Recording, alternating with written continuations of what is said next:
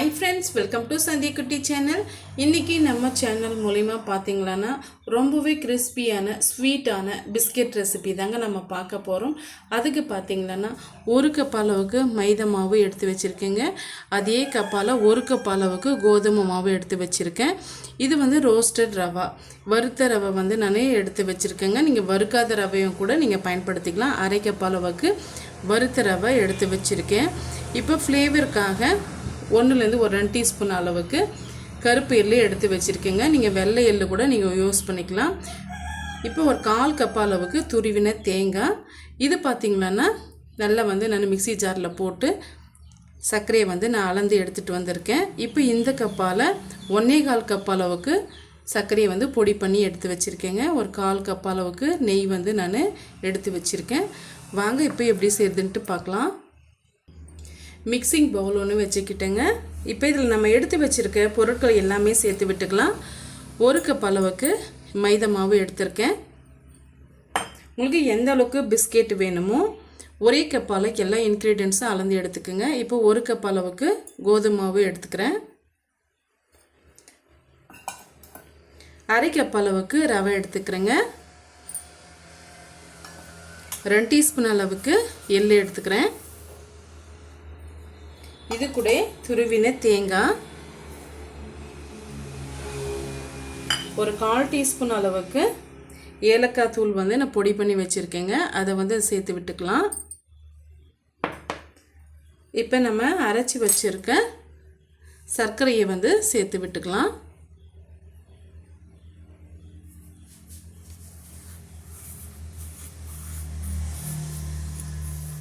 இது கூட நம்ம எடுத்து வச்சுருக்க நெய்யும் வந்து ஆட் பண்ணிக்கலாங்க.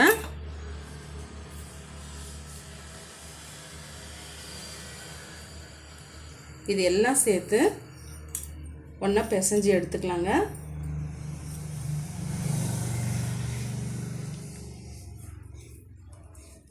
தண்ணி எதுவும் நம்ம சேர்க்க வேண்டிய அவசியம் இல்லைங்க. ஏன்னா நம்ம சர்க்கரையை வந்து பொடி செய்து இதோடு நம்ம சேர்த்துருக்கிறதுனால நம்ம சேர்த்துருக்கிற நெய்யோட அளவும் சர்க்கரையோட அளவும் வந்து கரெக்டாக இருக்கும். சப்போஸ் வந்து நமக்கு தண்ணி தேவைப்பட்டதுன்னா கொஞ்சமாக நம்ம தண்ணி தெளித்து பிசைஞ்சு எடுத்துக்கலாம்.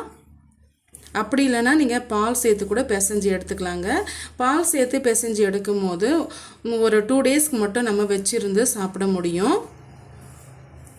பாருங்கள், தண்ணி வந்து நமக்கு குறைவாக தான் இருக்குது.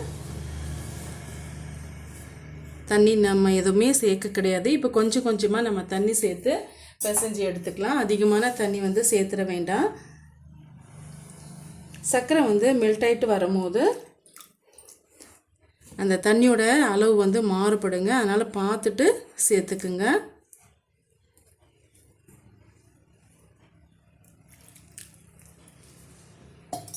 சப்பாத்தி மாவை விட கொஞ்சம் வந்து ஒரு திக்கான கன்சிஸ்டன்சிக்கு இருக்கணும்.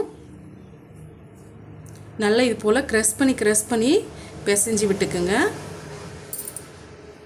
பாருங்க, இது போல் நம்ம பிசைஞ்சு எடுத்துக்கணும். இப்போ இது ஒரு 10 நிமிஷம் வந்து ஊறி வரட்டுங்க. எதுக்காகன்னு பார்த்தீங்களா, நம்ம ரவை சேர்த்து மிக்ஸ் பண்ணி வச்சுருக்கிறதுனால அந்த ரவை நல்லா வந்து ஊறி வரணும். இப்போ ஒரு 10 நிமிஷம் கழித்து நம்ம பார்க்கலாங்க. பாருங்கள், ஒரு 10 நிமிஷம் ஆயிடுச்சு. இப்போ ஓப்பன் பண்ணி பார்க்கலாம். பாருங்கள், நம்ம சேர்த்துருக்க மாவு வந்து நல்லாவே ஊறி வந்திருக்கு. ஒரு 10 நிமிஷம் ஊறி வந்தாவே போதுங்க. இப்போ இது இன்னொரு முறை நல்லா இது போல் மிக்ஸ் பண்ணி விட்டுக்கலாங்க. எப்போவுமே நம்ம மாவு பிசைஞ்சு வச்சாலுமே திரும்பவும் நம்ம செய்கிறதுக்கு முன்னே ஒரு முறை நல்லா இது போல் மிக்ஸ் பண்ணி விட்டுக்கணுங்க. பாருங்கள், இது போல் மிக்ஸ் பண்ணி விட்டுட்டு பிறகு இப்போ நம்ம எடுத்துருக்கிற மாவில் பாதியாக நம்ம கட் பண்ணி எடுத்துக்கலாம். பாருங்கள், இந்த அளவுக்கு நம்ம கட் பண்ணி எடுத்துக்கிட்ட பிறகு இதையுமே உருண்டைகளாக செய்து எடுத்துக்கலாம். இப்போ திரும்பவுமே இதை வந்து ஒரு மூடி போட்டு மூடி விட்டுடலாங்க. அந்த மாவு வந்து வெளி மாவு காஞ்சி வரக்கூடாது, அதனால் மூடி விட்டுடலாங்க. இப்போ கிச்சன் டேப்பில் நம்ம கொஞ்சமாக கோதுமை மாவை அப்ளை பண்ணி விட்டுக்கலாம். கீழே மாவு வந்து ஒட்டி வராமல் இருக்கிறதுக்காக நம்ம இது போல் செய்து எடுத்துக்கிறோம். இப்போ வந்து இது போல் ஸ்ப்ரெட் பண்ணி விட்டுக்குங்க. இப்போ நம்ம எடுத்து வச்சிருக்கிற மாவை வந்து திரட்டி விட்டுக்கலாம். கொஞ்சம் கூட வந்து மாவு வந்து கீழே ஒட்டி வரக்கூடாதுங்க. கீழே ஒட்டி வந்ததுன்னா நமக்கு பிஸ்கெட் வந்து எடுக்கிறதுக்கு வராது. அதனால இது போல் கீழே வந்து மாவு வந்து ஸ்ப்ரெட் பண்ணி விட்டுட்டு பிறகு நீங்கள் தேய்ச்சி எடுத்துக்கோங்க. கைகளாலையும் ஸ்ப்ரெட் பண்ணி விட்டுக்கலாம். அப்படி இல்லைன்னா நீங்கள் ரொட்டி கட்டி வச்சியுமே தேய்ச்சி எடுத்துக்கலாம். பாருங்கள், ரொட்டி கட்டிக்கு மேலேயும் கொஞ்சமாக நான் வந்து மாவு அப்ளை பண்ணிக்கிட்டேன். லைட்டாக இது போல் திரட்டி விட்டுக்கலாம். ஓரங்கள் வந்து கொஞ்சம் வந்து கரெக்டான ஷேப்புக்கு வராது. நம்ம அட்ஜஸ்ட் பண்ணி அதை சேர்த்து விட்டுடலாங்க. அதிகமான திக்னஸ்க்கும் இருக்கக்கூடாது. லைட்டாக ஒரு அரை இன்ச்சு அளவுக்கு இருந்தாலே போதும். அவ்வளோதாங்க, தேய்ச்சி எடுத்துக்கிட்டோம். இப்போ நம்ம கட் பண்ணி எடுத்துக்கலாம். உங்களுக்கு எந்த ஷேப்பில் வேணுமோ அந்த ஷேப்பில் நீங்கள் கட் பண்ணி எடுத்துக்கோங்க. இந்த ஓரங்கள் பார்த்து இது போல் செட் பண்ணி விட்டுருங்க. நம்ம திரும்பவும் வந்து தேய்ச்சி தான் எடுக்க போகிறோம்.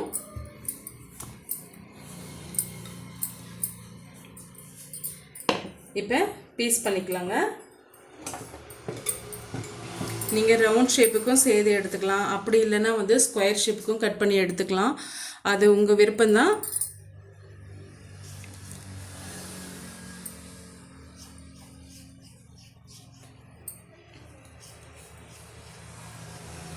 இப்போ எந்த அளவுக்கு பிஸ்கெட் வேணும்னு பார்த்து அதுக்கு தகுந்தாற் போல நீங்கள் கட் பண்ணி எடுத்துக்கோங்க. சைஸ் வந்து எந்த சைஸுக்கு வேணுமோ அந்த சைஸுக்கு நீங்கள் கட் பண்ணி எடுத்துக்கோங்க. பாருங்கள், இப்போ வந்து அன்ஈவனாக இருக்கிற பீசஸை வந்து இது போல் நம்ம தனியாக எடுத்து விட்டுடலாம். பார்க்குறதுக்கு கொஞ்சம் நல்லா இருக்கும்.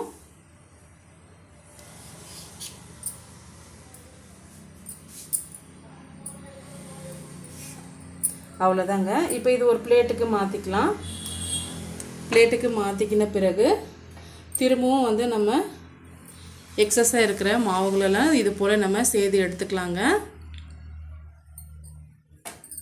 எல்லா மாவுகளையும் இதே போல் நம்ம சேர்த்து எடுத்துக்கிட்டு பிறகு பார்க்கலாம்.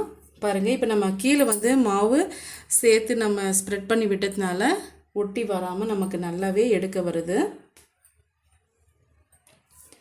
எந்த அளவுக்கு திக்னஸ் வேணும்னா பாருங்கள், இந்த அளவுக்கு இருந்தால் தான் உள்ள மாவும் நல்லா வெந்துடும், கிறிஸ்பியாகவும் இருக்கும். இப்போ எல்லா மாவுகளையும் நம்ம சேர்த்து எடுத்துகிட்டு பார்க்கலாங்க. பாருங்கள், எல்லா பீஸுகளையும் நம்ம கட் பண்ணி எடுத்துக்கிட்டோம். இப்போ பொரிக்கிறதுக்காக ஆயில் வந்து சூடு பண்ணி வச்சுருக்கேங்க. ஹை ஃப்ளேமில் இருக்கக்கூடாதுங்க. எப்படி இருக்குன்னா, இப்போ நம்ம பாதுஷாலாம் பொரிக்கும் போது கொஞ்சம் லைட்டாக வந்து பபிள்ஸ் வரும் பார்த்தீங்களா, அந்த மாதிரி இருக்கணுங்க. இப்போ பாருங்கள், இப்போ ஒரு பீஸ் வந்து போடலாம். சின்னதாக வந்து பபிள்ஸ் வருது பாருங்கள், அதுதான் வந்து கரெக்டான பக்குவம்.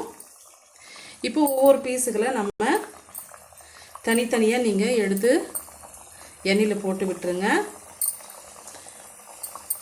இப்போ அதுவாக வந்து மேலே எலும்பி வர வரைக்கும் அதை நம்ம திருப்பி விடக்கூடாது.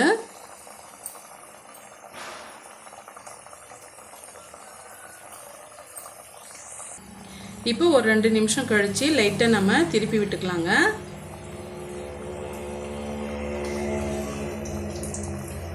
அப்போ தான் எல்லா சைடும் எல்லா பிஸ்கெட்டும் வந்து நல்லா ஒரே ஈவனாக நல்லா வெந்து வரும்.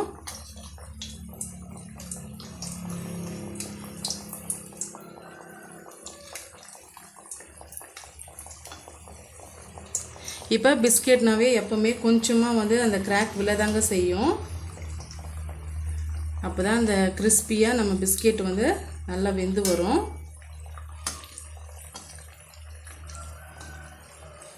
இப்போ மீடியமான ஹீட்டில் வச்சு நம்ம வேக வச்சு எடுத்துக்கலாங்க. எக்காரணத்தை கொண்டும் நீங்கள் ஹை ஃப்ளேமில் வைக்கக்கூடாது. ஃபுல்லாக வந்து கலர் சேஞ்ச் ஆகிட்டு வரட்டும். பாருங்கள், நம்ம சேர்த்துருக்க பிஸ்கெட் வந்து ஓரளவுக்கு கலர் சேஞ்ச் ஆகிட்டு வந்துருச்சு. திரும்பவும் வந்து நம்ம இன்னொரு சைடு வந்து திருப்பி விட்டுக்கலாம். இடையிடையே வந்து நீங்கள் திருப்பி விடும் போது தான் ஒரே ஈவனாக பிஸ்கெட் வந்து நல்லா கிறிஸ்பியாக உள்ள மாவெல்லாம் வெந்து வரும்.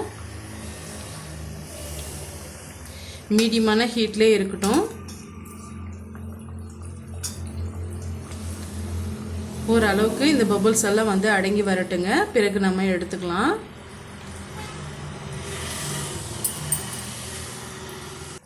பாருங்கள், நல்லா வந்து கலர் சேஞ்ச் ஆகிட்டு வந்துருச்சு. பபுள்ஸும் நல்லா அடங்கி வந்துருச்சுங்க. இப்போ நம்ம எடுத்துக்கலாம். எடுக்கும் போது கொஞ்சம் சாஃப்டாக தாங்க இருக்குங்க. ஒரு அரை மணி நேரத்துலேருந்து ஒரு மணி நேரம் நீங்கள் அப்படியே விட்டிங்களன்னா நல்லா கிறிஸ்பியாக நமக்கு பிஸ்கெட் வந்து கிடைக்கும்.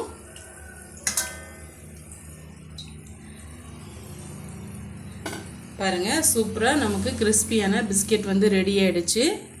இப்போ திரும்பவும் வந்து இதே போல் எல்லா பிஸ்கெட்டையும் நம்ம செய்து எடுத்துக்கலாம். ரொம்பவே டேஸ்டியான கிறிஸ்பியான பிஸ்கெட் வந்து வீட்டிலே சுலபமான முறையில் நம்ம செய்து முடிச்சிட்டுங்க. ரொம்பவும் டேஸ்டியாக இருக்கும். நீங்கள் இதை வச்சு ஒரு 2 வாரம் வச்சுருந்து கூட சாப்பிட்லாங்க. ரொம்பவே அருமையாக இருக்குங்க. பாருங்கள், ஒரு 1 hour கழித்து பார்த்திங்களன்னா நல்லா ஒரு மொறுப்பாக நமக்கு டேஸ்ட்டாக இருக்கும். ரொம்பவே அருமையான இந்த பிஸ்கெட் ரெசிபி கண்டிப்பாக உங்களுக்கு பிடிக்கும்னு நினைக்கிறேன். பிடிச்சிருந்தால் மறக்காமல் சந்திக்குட்டி சேனலுக்கு சப்ஸ்கிரைப் பண்ணுங்கள், லைக் பண்ணுங்கள், ஃப்ரெண்ட்ஸ் அண்ட் ஃபேமிலியோடு நிறைய ஷேர் பண்ணுங்கள். தேங்க்யூ ஃபார் வாட்சிங்.